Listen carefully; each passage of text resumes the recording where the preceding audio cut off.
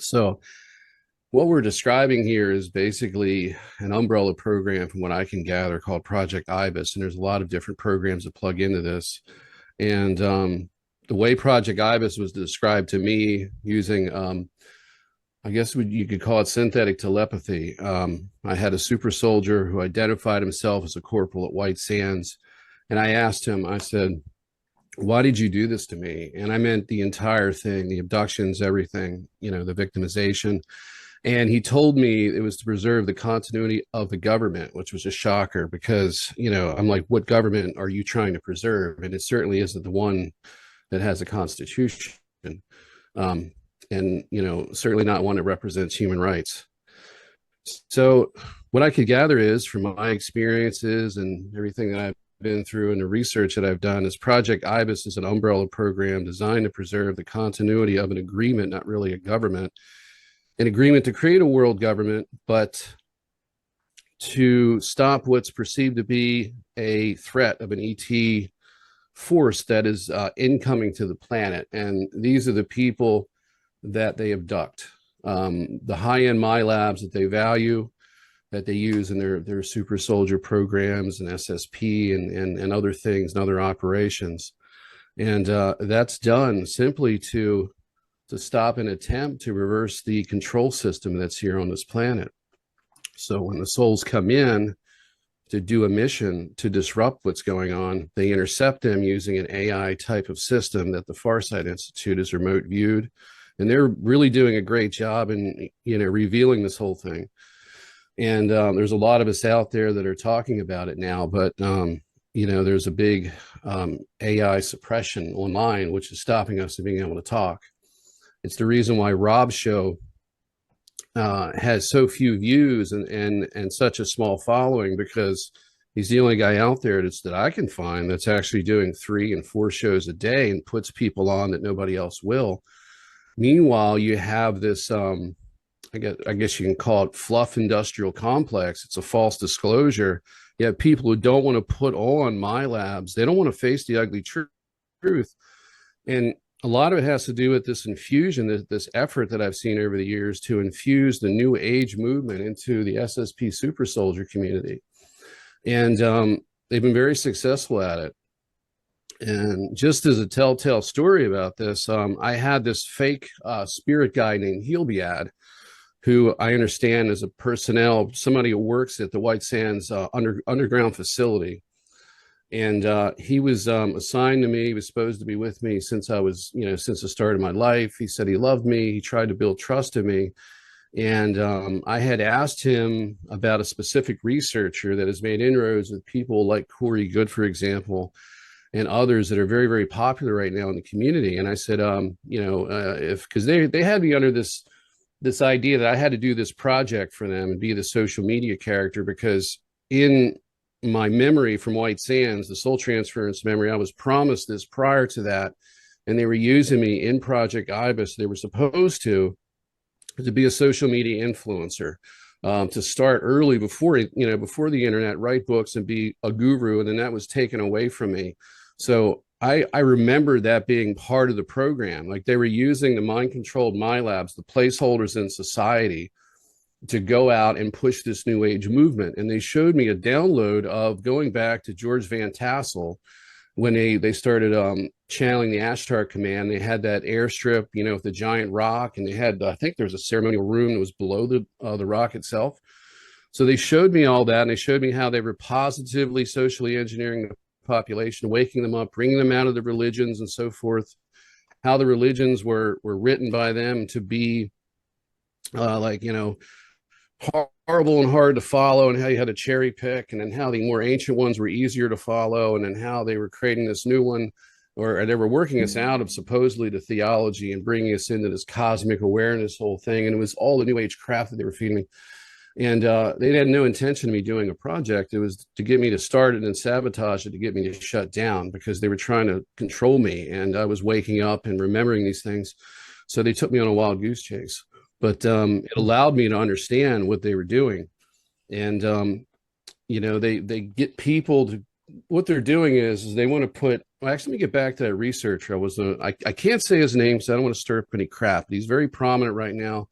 They told me that it was a very important project they were doing. It was the first time they had a researcher that was really, really focused on the starseed influencers. And they wanted to use him as a conduit into the research community to substantiate all of this, infuse the new age with the super soldier, uh, my lab community. And they've actually done that very well. And what it does is when people who are looking at what we're doing, what we're talking about, and then comparing it to the what I call the fake whistleblowers, the people that represent certain factions of the government that want certain types of information out in a controlled way to keep people asleep.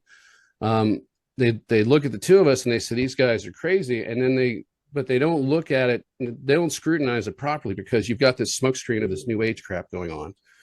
And people are very naive and they have a hard time seeing through this because a lot of people from early on had this spiritual awakening, and it's a false one. So what they've done is Project Ibis. I mean, the Ibis represents Thoth, which is a spiritual, like a teacher type individual. So what they've done is they've created a false awakening, and they've given us a false education of things and a false perspective.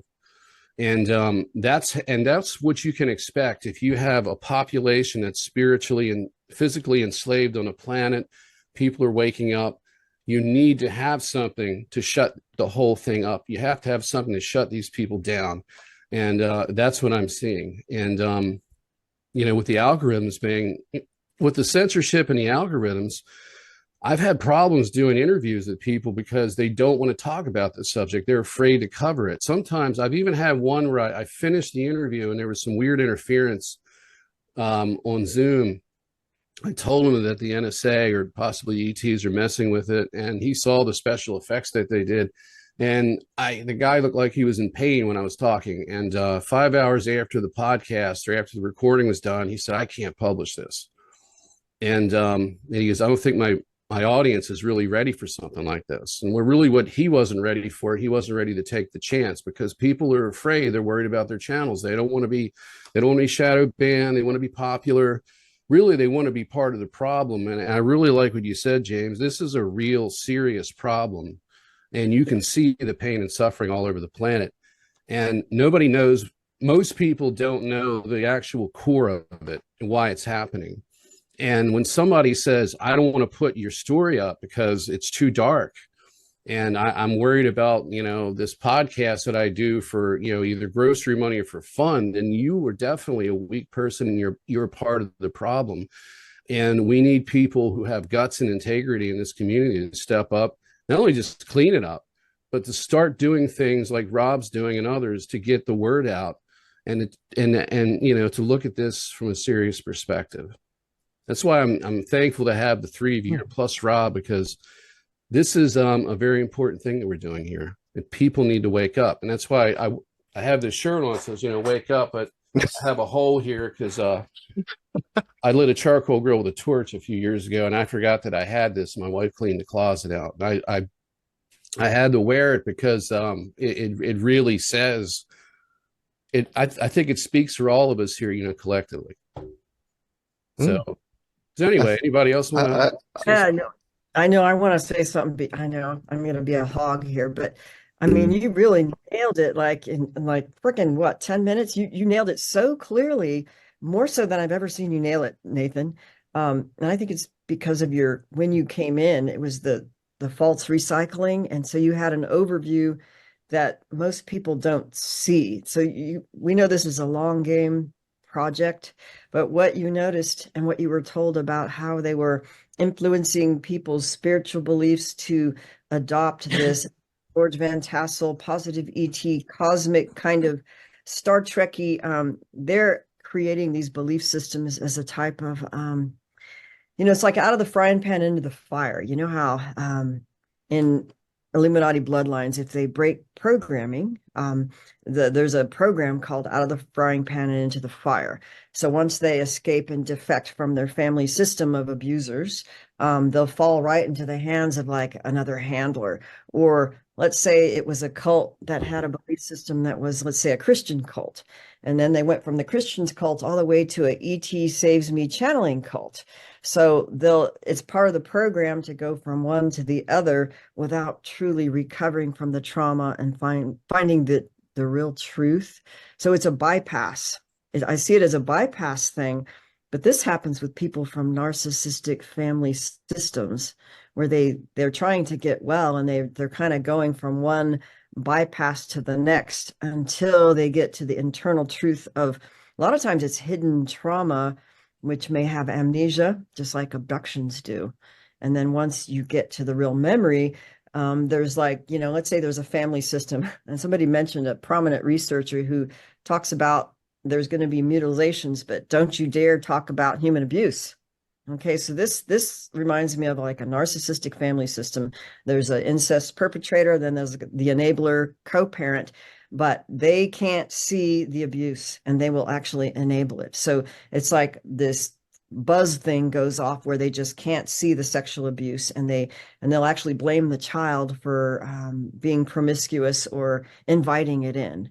Or so it's actually a program within a narcissistic family system that's like an egregore that keeps this blindness over people's eyes. And I think they're doing the same thing in this UFO whatever community where they keep giving this bypass narrative, whether it's the Corey Goodwin, and they're real experiencers, by the way. They have had real experiences. I don't doubt it 1 minute. It's just that if the full recovery doesn't take place and they kind of are falling for the bells and whistles and the goodies that are being dangled, that becomes another narrative that's a deviation from the truth. And then it gets manipulated even more, kind of like let's say you're a survivor and you ran away from home as a kid because you're being molested, and you're still a teenager. You go and run away, and then you get into some bad drug shit and maybe start committing crimes because have to make a living, and they kind of run into the wrong circles just because they're a runaway. But it doesn't mean that the original story is not true, and that this can happen when you're basically defecting from real abuse. That there's these capturing programs that are going to try to capture and deviate you and discredit you. And so that's why people aren't taken seriously when so many survivors of abuse. But if the survivors keep telling their stories and getting understanding so they can discover the truth, then these things they won't be able to stop it from people finding out what's really happening. But when you see the behaviors, it's such a classic program when you see the enablers and the people who are the deviator bypassers, and they're all operating under a program to keep the truth from occurring. And it's like this, I see it so much, the happy, crappy overlay program, where it's like the new age, you got to be happy, crappy, and be positive all the time. Really, they're the most blind of all people who are actually enabling the predators. And I see it over and over again. And it enrages me. But you know what? Rage is an appropriate response. When you see somebody shutting down the truth and people are being harmed as a result of what they're doing, being angry is a natural response to you just perceived truth. And if you have a love for the truth and a love for what is good, you're going to get angry. You know what? And that's like hard for me to say because I've been trying to be a peaceful person. But when I start seeing these things for what they are, the immediate response to somebody who wants the right thing to be done is like anger. You want to protect that child, So I'm done. I'm ranting. No, that was great. Thank you, especially that last part. That was very relevant. Like that's what Nathan and I had discussions about with our group is that these are necessary emotions. You don't want to suppress yourself to the point where that's not there at all. You just want to tame these kinds of things. There's a thing called civility, so you can express anger in a civil manner, or sometimes things still get heated anyway because it just gets that escalated. It's like Eve said, it's a natural thing, and without us being able to get angry, how do we respond to a threat? I mean, I don't know if people are familiar, like I'm not going to talk like I've been in the military because I haven't, but I've talked with many people who have, and it's like If they didn't have that about them, they wouldn't survive. They wouldn't survive. So, Yeah, I'll just comment. Oh, wait. Was that Rob? Was that no, go ahead. It's okay. Well, Yeah. I was just going to say something. Yeah, uh, absolutely right. You got to let this out, and it's a normal human emotion. If you're not upset, you haven't been paying attention. And Evie and I were joking one time. She said that she gets mad and will say something out loud and express anger, and I've done it too. And her and me. her dog like hears her and is like, "Ooh," and I think mommy's upset with me. I get that from the cat or from my other dog that I used to have. But yeah, it's a normal thing. You have to let it out, and if you're not letting it out, it's going to bottle up, and it's it's going to hurt you. So we need to be outspoken, and we need to step out of our comfort zone, and we can't be afraid to be called crazy. So anyway, that's what I have to say. And as Nathan and I have actually learned, sometimes when you don't express these feelings, you alienate those that that you relate to the most, that might actually help the most, to spare the feelings of others that perhaps do not deserve to be, that they need to go and address their own damages, because maybe, they're too they're, they're just not healed enough. Let's just put it that way.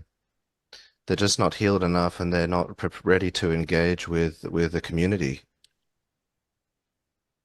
Mm-mm. Yeah, and I wanted to bring it back to something James said earlier, and not to switch the subject, but I just wanted to ask you, James, about the human mutilations, because I find that so interesting. I remember listening to a show that Art Bell did with Butch Witkowski, like back in the day. I don't know if you remember Butch. He died, and he was looking into like the human mutilations. But like I was going to ask you, do you think that kind of ties into the whole missing 411? And do you think it's like, if you had to guess, would you say it's like a reptilian thing that's like that, or is it the Greys? Like if you had, like, from your research, and like if you were to speculate. I think it involves a number of ET and subterranean species. Carla Turner used to talk about this, and she and I had discussions about this, that you will see greys at some of these processing plants. You will see insectoids at some of these processing plants. Ted Rice has recently come out, thankfully, and I'm so glad that Ted has come back, because I had some of the background, and Evie did too, back in her day when Barbie was cryptically mentioning to us, I'm working with Ted Rice again, and we're doing all this stuff together. And you remember that accent that Barbie had, that Tulsa, Texas kind of accent. And she gave me a little bit of the background about some of the harassment and interference to the point where both Ted and Barbie backed off, and Ted's grandchildren were threatened, and just all kinds of stuff. And of course, we know what happened to Barbie. But point being is that Ted has come out, he's openly talking about, and I'm really glad to hear this, the mantis role in this. He said and I have no reason to doubt him, because it jibes with other testimony, that he saw these mantis beings, devouring human children, human infants in an underground facility, which he believed was Dulce. And he reckons it was Dulce or something like it nearby because of the close proximity. He lived at a time in Albuquerque, New Mexico. He remembers being in the craft flying over a military facility, which he believed was the Kirtland Sandia complex, which was nearby, and taken underground, where he saw these mantis beings. And it should be noted, and I've heard this from a number of people who've been in these underground bases, these underground processing plants, that in some of them, there does seem to be what appear to be human military as a part of the security force. So we have an element of the human race, whether they're under mind control or they've been hybridized, cloned, I can't say for sure. But by all outward appearances, I mean, the uniforms may be different. They may not be wearing uniforms or insignia that's readily identifiable to the witnesses, but they seem to be human beings in some kind of a military uniform that are playing the role of security at some of these facilities where humans are being processed as a food source. And it's an energetic food source. You always hear people say frequently that, well, it's just really loose harvesting. It just and Barbie talked a lot about this too, the energetic emotional harvesting. But it's not that just that. There's a literal harvesting of bodily fluids of you know, the components, the matter which make up human being, right? They're being literally processed on a mass scale. So I was personally gratified when David Politis came out, and thank you for mentioning this. I was going to bring it up, Rob, mentioned and came out with UFO, missing 411, the UFO connection. To me, that was a groundbreaker because we've always known, a lot of us, that there was definitely a connection between the human mutilations, the disappearances of people on the ground, but also disappearances of people in airplanes, in entire airliners have been destroyed or disappeared. Certainly, military craft, planes, fast jets have disappeared along with their crews, along with their pilot. So this has been going on for some time. So for David Politis to come out with missing 411, the UFO connection, to me, that was a game changer.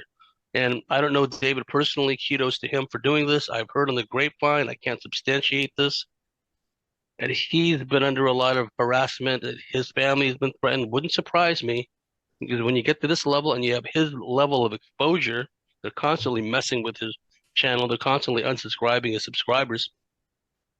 Clearly, he's got information that is explosive in the overall scheme of things. And you go back to certain elements. See, where there's smoke, there's fire. When I look at these assassinations in our field over the years, Dr. James McDonald, who's going all around America warning about the ET's ability, excuse me, to shut down the power grid, the great 1966 Northeast blackout in America. Classic example. Many first responders had seen UFOs, alien craft in and around transformer grids, power stations, etc. And then we have this huge blackout that's millions of people in the darkness without power in the Northeast. Well, Dr. James McDonald, memory serves, he was an atmospheric physicist. He was going around warning everybody about this, right? He becomes suicided. Happy person, dedicated person, stable person. Next thing you know, he commits suicide because he's warning about the ET's ability to shut down the grid. Well, what are the surface level types spreading about constantly?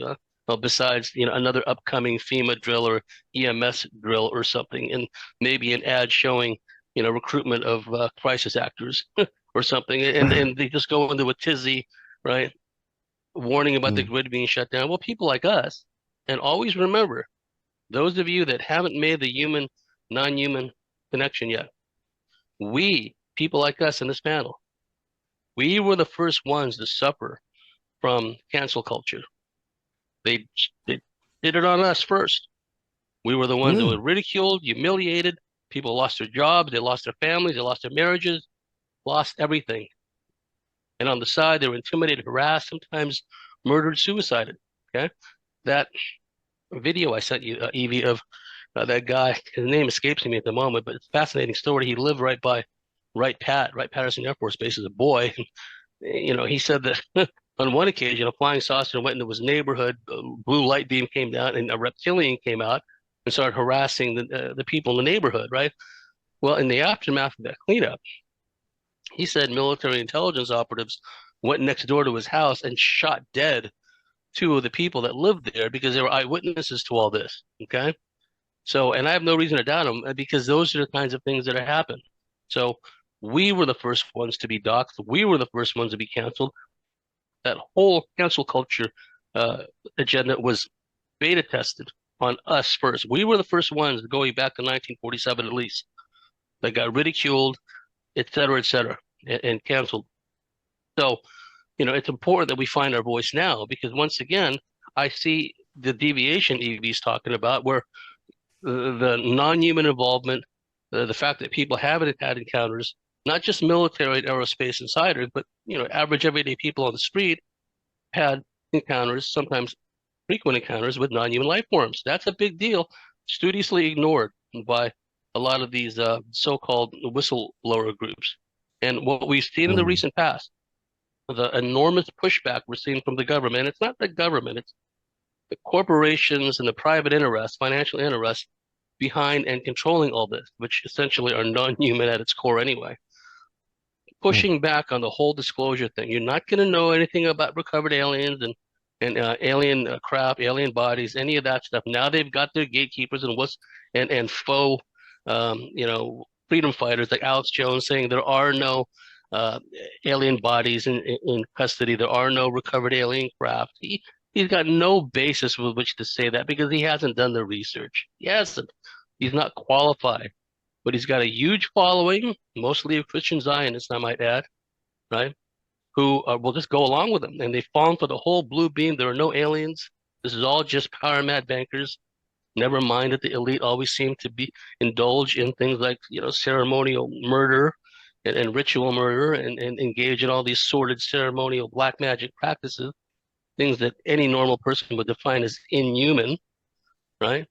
So, keep all that in mind, where this is why a lot of researchers balk at the human mutilation aspect. A lot of them pop out and don't even want to go in the direction of negative alien abductions, let alone human mutilations, right? So we're talking about human mutilations and disappearances of people on a mass industrial scale. And again, I'll just leave it at this, and I'd like to hear from the real rest quick, of you. James. I just wanted to tell you, I know you had David Eckhart on your show, and I had him on my show again too. He's interesting, right? He has a real interesting testimony. He claims to have, been taken underground when with these reptilians, and he says he's seen the processing plants. Now, this is just kind of going off of like his testimony. But he has weird evidence in his house too. He has like some maybe portal activity. I know Lon Strickler worked with him on that. Like they were doing some stuff, and then some other paranormal company was out there like testing his house and stuff. It's like it's very interesting to say the least. You know what I mean? Like it's. Well, he's provided little known details, which have been corroborated by a friend and colleague of ours, Evie, Lorena Smith. She said the same thing happened to her. She woke up one morning and her front yard was covered with earthworms, right? That's what David described. How the heck David knows such an obscure detail? And I know for a fact, and if we look at Lorena as a benchmark with all her reptilian experiences and the fact that she lived in a house riddled with portal entries that allowed some of these reptilians and military operatives to come into her house. It was one means, right? So she is someone that I regard as highly credible when it comes to reptilian encounters and the reality of the reptilian presence. She comes out with this little known tidbit about, I woke up as weird. I woke up one morning, the front yard was covered with earthworms.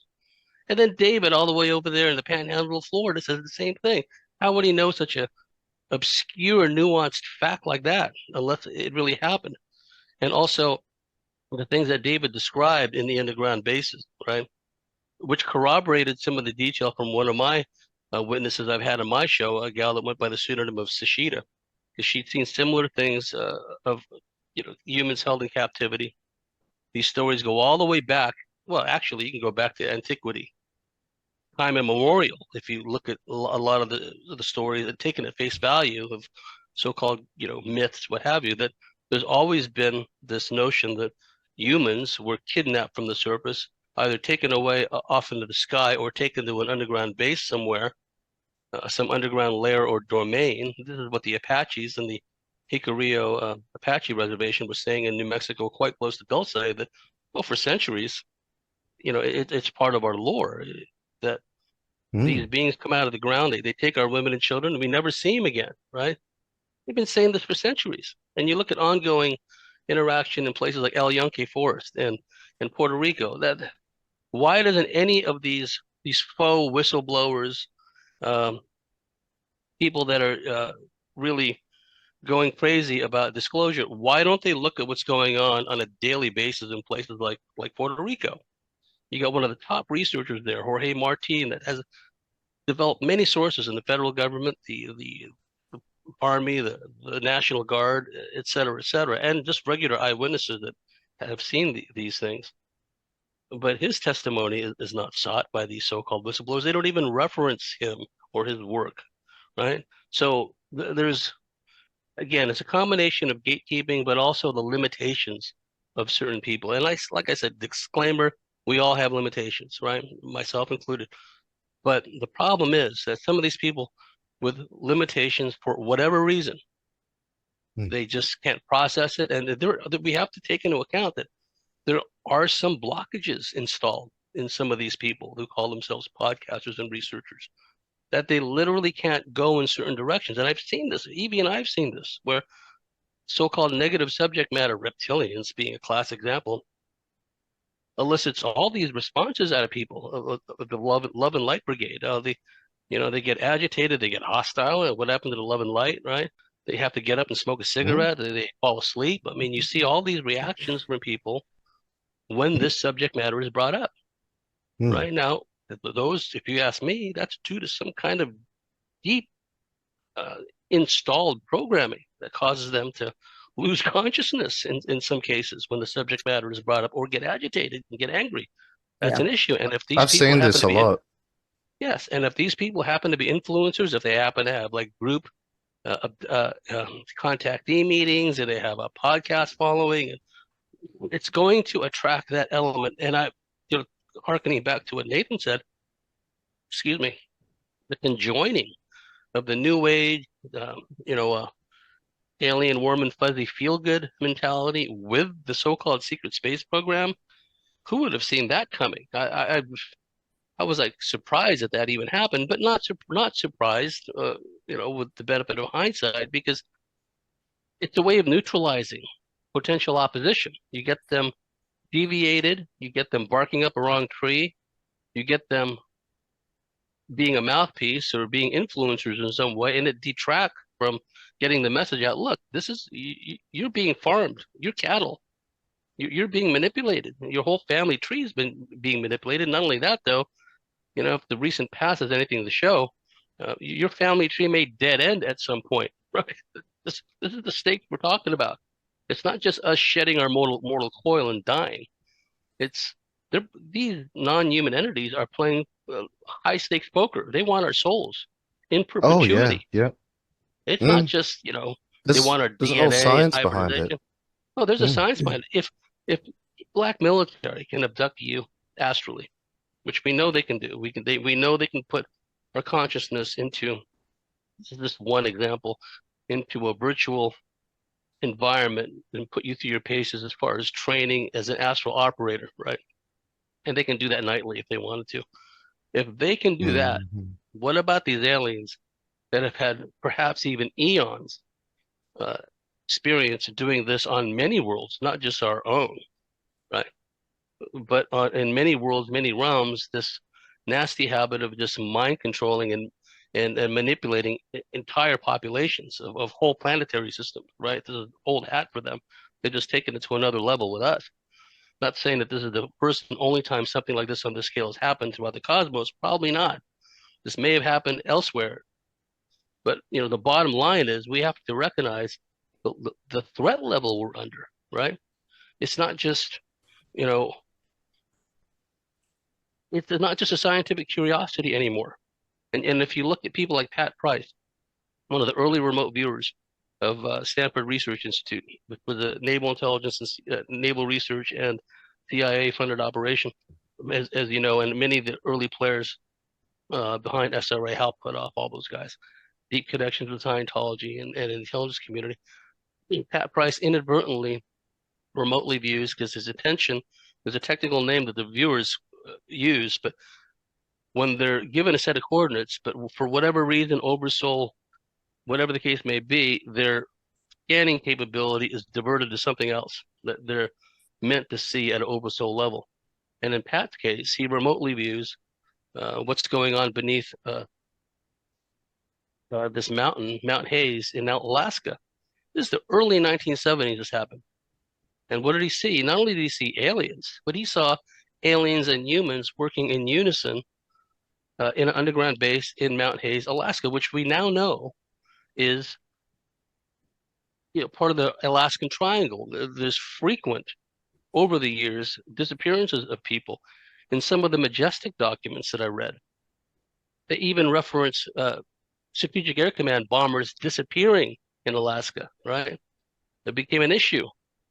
Now, how did the hoaxers behind the Majestic papers know decades ago that we in the community research field quite independently would determine, yes, there's an Alaskan Triangle, there's disappearances ET related in the Alaskan Triangle and around Mount Hayes. So like, is that front loading? Like they say, well, they're going to figure it out anyway, so let's fool them, with this count of these missing bombers, right? And it's not the only time it's ever happened. We know that it happened around the world.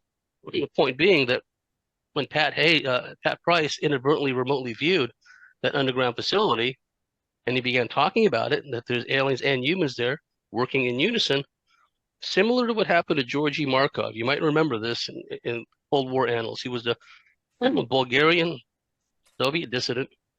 He was walking across the Waterloo Bridge in London. Someone came along and jabbed him in the thigh with the tip of an umbrella. Georgy Markov dies, right? Something like that happened to Pat Price. He was either walking in or out of a hotel casino in Las Vegas. Someone bumped into him, jabbed him with something. Within hours, he died in agony. Okay? Where there's smoke, there's fire. Dr. James McDonald going around crusading, they can shut down our power grid, suicided. Pat Price inadvertently sees this human alien operation going on beneath Mount Hayes, like dead. And the coroners and the police said that is a murder, but that's as far as the investigation with Pat Price went.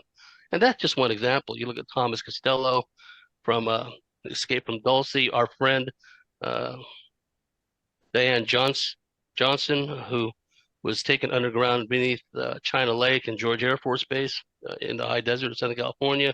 What she's seen there, the genetics labs, the aliens, the reptilians, the military, this has been going on a long time. So, anything to me that detracts from that's to me the base bottom line, that there is some kind of mass industrial scale planet-wide harvesting going on of humans, and at some level, deep black elements of the military, aerospace, occulted community, if you will, is directly involved in it.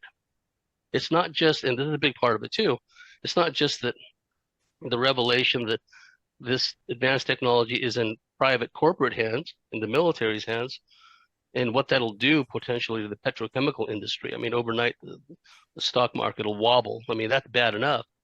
But if you look at the effects on society from a religious standpoint, this is what the Brookings Institute warned about, that a lot of people that are heavily emotionally invested into certain religious philosophical beliefs, the reality of aliens being here, interacting with us, manipulating human society, it's going to be too much for them to handle. And we already seen the excesses of fundamentalism of one stripe or another all over the world now. It's being exported and imported, this religious fanaticism all over the world. So those are a number of key points to look at. Why do they keep trying to lead us away from this basic baseline premise that the human race is being farmed? This is what Charles Fort said in the early 20th century. The human race is being farmed. We are somebody's property, and that is a common theme in religious and shamanic traditions all over the world. It's not just something that we researchers came up with. This is something that's been well known. So, okay, I'll stop there. But